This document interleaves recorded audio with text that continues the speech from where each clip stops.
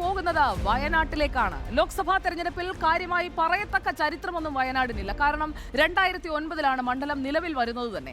വയനാട്, കോഴിക്കോട്, മലപ്പുറം എന്നീ 3 ജില്ലകളിലെ വിവിധ നിയമസഭാ മണ്ഡലങ്ങൾ ചേർന്നതാണ് വയനാട് ലോക്സഭാ മണ്ഡലം. കൽപ്പറ്റ, സുൽത്താൻ ബത്തേരി, മാനന്തവാടി, തിരുവമ്പാടി, നിലമ്പൂർ, വണ്ടൂർ, ഏറനാട് എന്നിങ്ങനെ 7 നിയമസഭാ മണ്ഡലങ്ങൾ. മണ്ഡല രൂപീകരണ ശേഷമുള്ള 3 തെരഞ്ഞെടുപ്പുകളിലും കോൺഗ്രസിനൊപ്പം അടിയുറച്ചു നിന്ന ഇടമാണ് വയനാട്. സ്ഥാനാർത്ഥികളെ നിങ്ങൾക്ക് എല്ലാവർക്കും അറിയാം. നമ്മൾ പെട്ടെന്ന് പരിചയപ്പെട്ടാൽ രാഹുൽ ഗാന്ധിയാണ് സിറ്റിംഗ് MP. ആനി രാജ CPI സ്ഥാനാർത്ഥിയായി കന്നി അംഗത്തിനിറങ്ങുന്നു. കെ സുരേന്ദ്രൻ BJP സംസ്ഥാന അധ്യക്ഷൻ വയനാട്ടിൽ രാഹുൽ ഗാന്ധിയെ എതിരിടാൻ എത്തുന്നു. ഇനി വയനാട്ടിൽ വോട്ടിനെ സ്വാധീനിക്കുന്ന വിഷയങ്ങൾ. വോട്ട് ഒരു വിഷയമാണ്. വിഷയങ്ങൾ നോക്കിയാണ് ഇക്കുറി വോട്ട് വയനാട്ടിൽ. ഏതൊക്കെയാണെന്ന് നോക്കിയാൽ രാഹുൽ ഗാന്ധിയും മുഖ്യമന്ത്രിയും തമ്മിൽ നടക്കുന്ന വാക്പോര് അത് ഏറ്റവും കൂടുതൽ ചർച്ചയാകുന്നത് വയനാട്ടിൽ തന്നെയാണ്. അതോടൊപ്പം തന്നെ കാടിറങ്ങി വരുന്ന ഭീതി, മനുഷ്യ വന്യജീവി സംഘർഷം, അതും വയനാട്ടിലെ പ്രധാനപ്പെട്ട വോട്ട് വിഷയമാണ്. ഇന്ത്യ മുന്നണിയിലെ 2 ദേശീയ നേതാക്കൾ കൊമ്പുകോർക്കുന്ന മണ്ഡലമാണ് വയനാട്. ദേശീയ രാഷ്ട്രീയത്തിൽ തന്നെ ചർച്ചയാകുന്നു വയനാട്. ദേശീയ നേതാക്കൾ ആനി രാജ വേഴ്സസ് രാഹുൽ ഗാന്ധി, അതും ഒരു വിഷയമാണ്. വയനാട് മെഡിക്കൽ കോളേജ് ഒരുപാട് തവണ ആവശ്യപ്പെടുന്നു. പരിഹരിക്കപ്പെടാതെ കിടക്കുന്ന ആ ആവശ്യവും വോട്ട് വിഷയമാണ്. അതോടൊപ്പം വയനാടിന്റെ വികസന പ്രശ്നങ്ങൾ, അതിന് പരിഹാരമുണ്ടാക്കുന്നത് ആരായിരിക്കുമെന്ന ചോദ്യവും വയനാടുകാർ ചോദിക്കുന്നുണ്ട്. ബാക്കി ചോദ്യങ്ങൾക്കുള്ള ഉത്തരം ദീപക് മോഹൻ പറയും. വെൽക്കം ദീപക് മോഹൻ. വയനാടിന്റെ കറന്റ് ട്രെൻഡ് എങ്ങനെയാണ്? കഴിഞ്ഞ തവണത്തെ റെക്കോർഡ് ഭൂരിപക്ഷത്തിലേക്ക് ഒറ്റയ്ക്കങ്ങ് പോകാൻ രാഹുൽ ഗാന്ധിക്ക് കഴിയുമോ ഇക്കുറി? Thank you സുജിയ.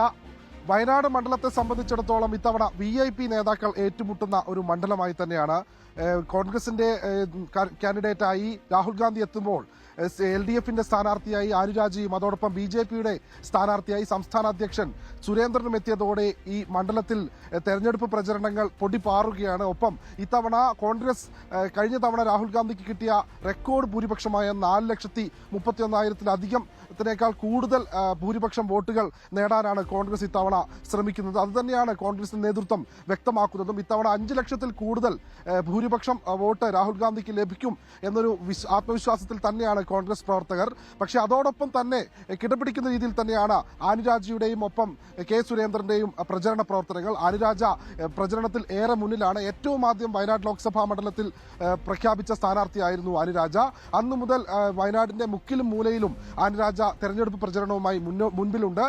3 തവണ ഇപ്പോൾ ബൂത്ത് തലം മുതൽ നിയോജക മണ്ഡലം വരെയുള്ള എല്ലാ ഭാഗങ്ങളിലും ആനിരാജയുടെ തെരഞ്ഞെടുപ്പ് പ്രചരണം എത്തിക്കഴിഞ്ഞു. അതോടൊപ്പം ഏറ്റവും അവസാനം വയനാട്ടിലേക്ക് എത്തിയ സ്ഥാനാർത്ഥിയാണ് NDAയുടെ സംസ്ഥാന അധ്യക്ഷൻ കെ സുരേന്ദ്രൻ. ഇത്തവണ കെ സുരേന്ദ്രനും തെരഞ്ഞെടുപ്പ് പ്രചരണ പ്രവർത്തനത്തിൽ ഊർജ്ജസ്വലനായി തന്നെ മുന്നോട്ട് പോകുന്നുണ്ട്. ഏതായാലും രാഹുൽ ഗാന്ധിയുടെ വോട്ട് ഭൂരിപക്ഷം വർദ്ധിപ്പിക്കുക എന്നതാണ് കോൺഗ്രസ് നേതൃത്വത്തിന്റെ ലക്ഷ്യം. അതോടൊപ്പം ഏറ്റവും കൂടുതൽ വോട്ട് ഏറ്റവും അവസാനമായി LDF സ്ഥാനാർത്ഥി, അതായത് CPIയുടെ സ്ഥാനാർത്ഥി മുൻപ് സത്യൻ മൊകേരിക്കായിരുന്നു ലഭിച്ചത്. ഏകദേശം 3.5 ലക്ഷത്തോളം വോട്ട്. അതിന് മുകളിലേക്ക് വോട്ട് ശതമാനം വർദ്ധിപ്പിക്കുക എന്നൊരു ലക്ഷ്യം കൂടി CPIക്കുണ്ട്. മാത്രമല്ല ഇത്തവണ പൊടിപാറുന്ന രീതിയിലുള്ള തെരഞ്ഞെടുപ്പ് പ്രചരണങ്ങൾക്കൊടുവിൽ വിജയം ഒരുപക്ഷെ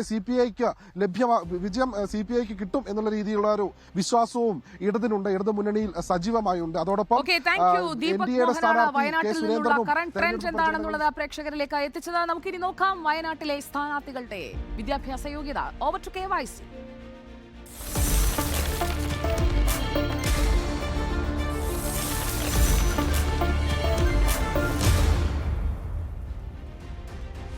മൂന്ന് മുന്നണി സ്ഥാനാർത്ഥികൾ, അതിൽ അവരുടെ വിദ്യാഭ്യാസ യോഗ്യത. രാഹുൽ ഗാന്ധി MPhil ബിരുദധാരിയാണ്. ആനി രാജ BA ബിരുദധാരി. K Surendran BSc. 3 പേരുടെയും വിദ്യാഭ്യാസ യോഗ്യത നമ്മൾ അറിഞ്ഞു കഴിഞ്ഞു. ഇനി വയനാട്ടുകാർ തീരുമാനിക്കട്ടെ തങ്ങൾക്ക് ആര് വേണമെന്ന്.